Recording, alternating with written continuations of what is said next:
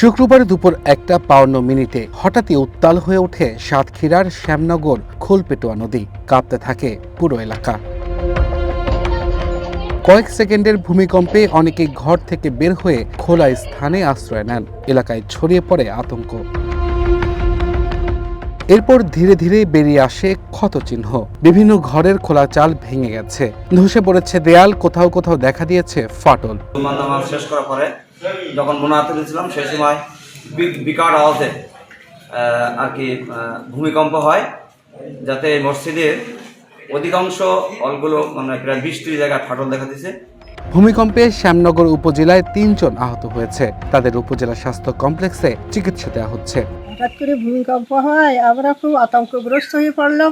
আমাদের বিল্ডিং ঠিক আমাদের পুকুর ঘাটে সিঁড়ি কাঠটা সব কেঁপে উঠলো। এখন আমরা খুব আতঙ্কের ভিতরে আছি।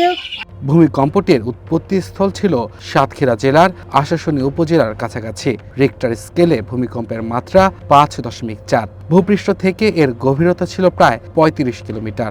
এটি মাঝারি ধরনের ভূমিকম্প। এর উৎপত্তিস্থল সাতক্ষীরা আশাশুনি। এর প্রভাব এই ভূমিকম্পে এলাকায় আতঙ্কের সৃষ্টি হয়। আর এলাকায় আতঙ্কে কিছু কিছু বিল্ডিংয়ে ফাটল অনুভূত হয়েছে বলে শোনা গিয়েছে। চলতি মাসের প্রথম 27 দিনেই রাজধানী ঢাকা সহ দেশের বিভিন্ন অঞ্চলে 10 দফা ভূকম্পন অনুভূত হয়েছে।